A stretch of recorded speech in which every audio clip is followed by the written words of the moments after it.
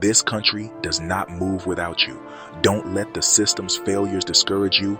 Don't let the political games and the enforcement gaps make you think that your hard work doesn't matter. It does. And we need more drivers like you. All right, what's going on, everybody? Young Diesel here, and today we need to talk about something that's been going on in California that nobody is talking about. And when I say nobody, I mean the mainstream media is silent on this. But this affects every single one of us who puts our CDL on the line every single day. This is about safety. This is about enforcement. And honestly, this is about whether or not the rules even matter anymore. Before we get into this, if you're new here, hit that subscribe button. We talk real trucking, real issues, no filter. And if you've been riding with me for a while, you already know how I do this. So let's get into it. California Highway Patrol is not enforcing English proficiency stops. Let me say that again for the people in the back. The California Highway Patrol is not enforcing English proficiency requirements during commercial vehicle inspections. Now, some of you might be thinking, Diesel, what's the big deal? Let me tell you exactly what the big deal is. The federal government, our government, has withheld $40 million from California because they refuse to enforce these stops. $40 million. That's not pocket change. That's not a slap on the wrist. That's the federal government saying, you are so out of compliance that we're not giving you the money you need to keep your roads safe. And California said, we don't care. Now, here's where it gets really interesting, and this is the part that should make your blood boil if you're a professional driver. When CHP inspectors pull over a commercial vehicle and they realize the driver doesn't speak English, they don't fail them. They don't put them out of service. You know what they do? They downgrade the inspection from a level 1 to a level 2. For those of you who don't know, let me explain the difference. A level 1 inspection is the full deal. It's comprehensive. It's thorough. It's what keeps dangerous trucks off the road. A level 2 inspection, that's a walk around. That's checking your lights, your tires, maybe glancing at your paperwork. They're not getting under the truck. They're not doing the deep dive. And why are they doing this? Because the inspectors themselves say they have safety concerns about conducting a full level 1 inspection when there's a communication barrier. Think about that for a second. Let that sink in. The people whose job it is to keep our roads safe are saying, I can't do my job properly because this driver doesn't speak English, so I'm just going to do a quick check and send them on their way. That's not safety. That's negligence. That's criminal. And I'm going to say something that might be controversial, but I don't care because it needs to be said. If you cannot communicate with a safety inspector, if you cannot understand the basic requirements of operating an 80,000-pound vehicle, you should not have a commercial driver's license, period. This isn't about discrimination. This isn't about immigration.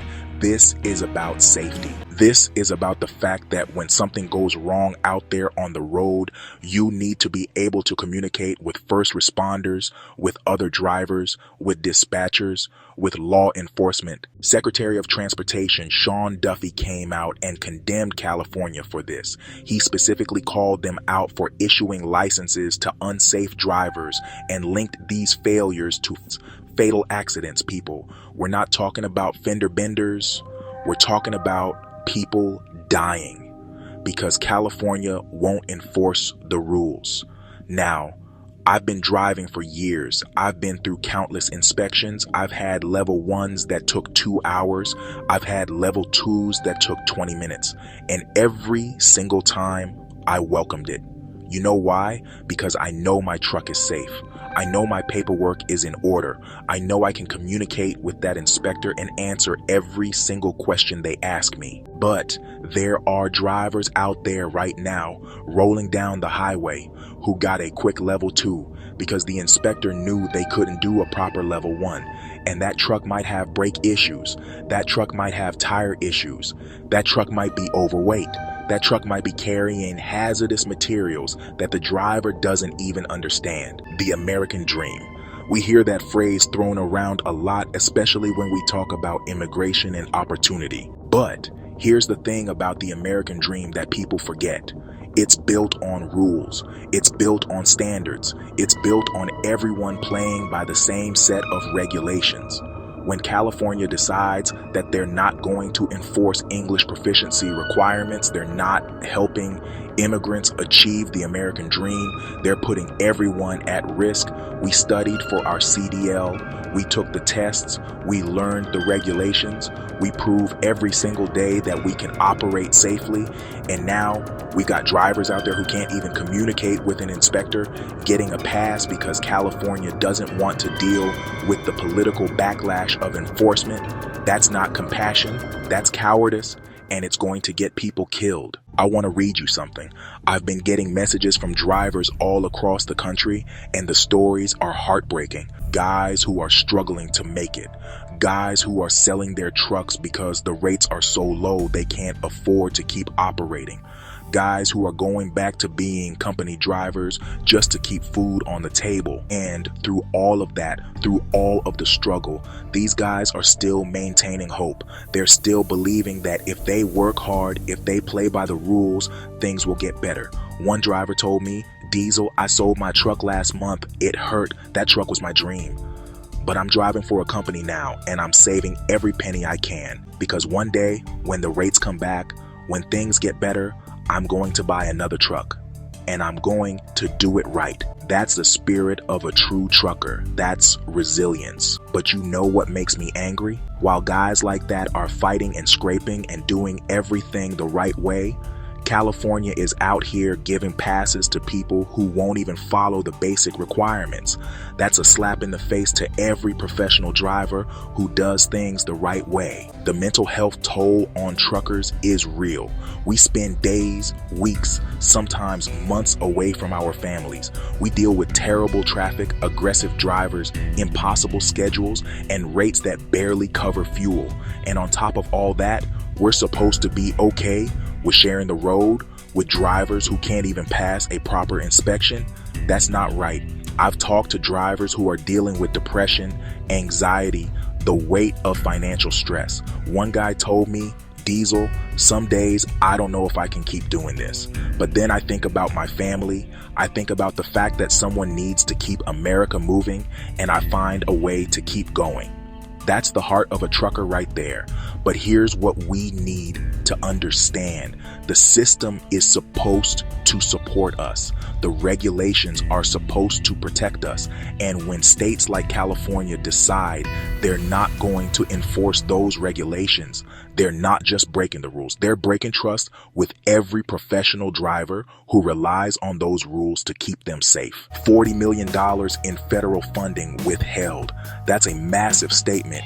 That's the federal government saying, what you're doing is so dangerous, so out of compliance, that we can't in good conscience fund your enforcement efforts. And California's response has been to basically shrug their shoulders and keep doing what they're doing. Now, I know some people are going to come at me in the comments. They're going to say I'm being insensitive, that I don't understand the struggles of immigrant drivers, that I'm not being compassionate. Let me be crystal clear. This has nothing to do with where someone is from. This has everything to do with safety and standards. I don't care if you're from California, Canada, or China. If you're going to operate a commercial vehicle in the United States, you need to meet the requirements, all of them, including the ability to communicate in English. That's not discrimination. That's common sense. When a police officer pulls you over, you need to understand what they're saying. When a DOT inspector is asking you about your hours of service, you need to be able to explain them. When there's an emergency and someone is giving you instructions, you need to be able to follow them. This is life and death stuff. And the CHP inspectors know this. That's why they're downgrading to level 2 inspections. They know that trying to do a comprehensive safety inspection when there's a communication barrier is dangerous for them and ineffective for everyone else. But instead of addressing the root problem, which is that drivers who can't communicate in English shouldn't have a CDL, they're just doing less thorough inspections and hoping nothing bad happens. That's not a solution. That's a ticking time bomb. I want to bring this back to you guys, the drivers watching this, whether you're an owner-operator, a company driver, a lease operator, whatever your situation is, you matter. Your safety matters. Your livelihood matters.